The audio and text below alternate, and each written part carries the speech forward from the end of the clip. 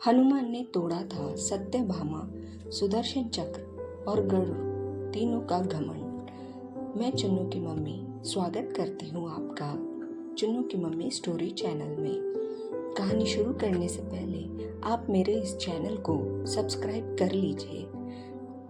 चलिए शुरू करते हैं। श्री कृष्ण भगवान द्वारका में रानी सत्यभामा के साथ सिंहासन पर विराजमान थे। निकट ही गरुड़ और सुदर्शन चक्र भी बैठे हुए थे। तीनों के चेहरे पर दिव्य तेज झलक रहा था। बातों ही बातों में रानी सत्यभामा ने श्री कृष्ण से पूछा कि हे प्रभु, आपने त्रेता युग में राम के रूप में अवतार लिया था। सीता आपकी पत्नी थी, क्या वे मुझसे भी ज्यादा सुंदर थी? द्वारकाधीश समझ गए कि सत्यभामा को अपने रूप का अभिमान हो गया है। तभी गरुड़ ने कहा कि भगवान, क्या दुनिया में मुझसे भी ज्यादा तेज गति से कोई उड़ सकता है? इधर सुदर्शन चक्र से भी रहा नहीं गया और वे भी कह उठे कि भगवान, मैंने बड़े बड़े युद्धों में आपको विजयश्री दिलवाई है, क्या संसार में मुझसे भी शक्तिशाली कोई है? भगवान मन ही मन मुस्कुरा रहे थे।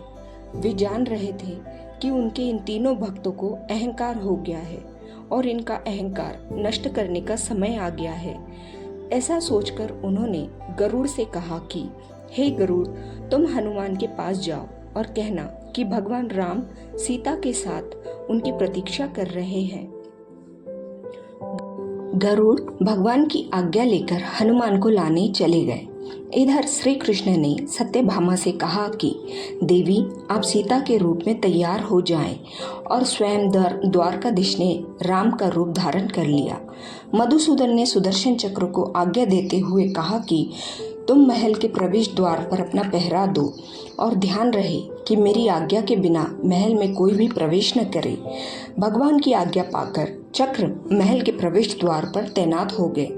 गरुड़ ने हनुमान के पास पहुंचकर कहा कि हे वानर श्रेष्ठ, भगवान राम माता सीता के साथ द्वारका में आपसे मिलने के लिए प्रतीक्षा कर रहे हैं। आप मेरे साथ चले, मैं आपको अपनी पीठ पर बैठाकर शीघ्र ही वहां ले जाऊंगा। हनुमान ने विनय पूर्वक गरुड़ से कहा, आप चलिए, मैं आता हूँ। गरुड़ ने सोचा, पता नहीं यह बूढ़ा वानर कब पहुंचेगा। खैर, मैं भगवान के पास चलता हूँ। यह सोचकर गरुड़ शीघ्रता से द्वारका की ओर उड़े।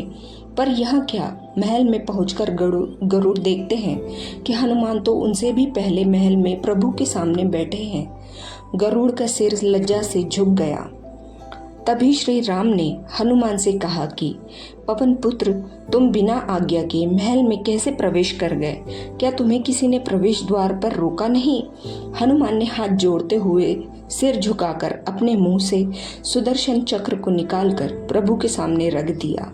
हनुमान ने कहा कि प्रभु, आपसे मिलने से मुझे इस चक्र ने रोका था, इसलिए इसे मुंह में रख मैं आपसे मिलने आ गया। मुझे क्षमा करें। भगवान मन ही मन मुस्कुराने लगे। हनुमान ने हाथ जोड़ते हुए श्री राम से प्रश्न किया, हे प्रभु, आज आपने माता सीता के स्थान पर किस दासी को इतना सम्मान दे दिया कि वह आपके साथ सिंहासन पर विराजमान है? अब रानी सत्यभामा का अहंकार भंग होने की बारी थी। उन्हें सुंदरता का अहंकार था जो पल भर में चूर हो गया था। रानी सत्यभामा, सुदर्शन चक्र व गरुड़ जी तीनों का गर्व चूर चूर हो गया था। वे भगवान की लीला समझ रहे थे। तीनों की आंखों में आंसू बह रहे थे और वे भगवान के चरणों में झुक गए।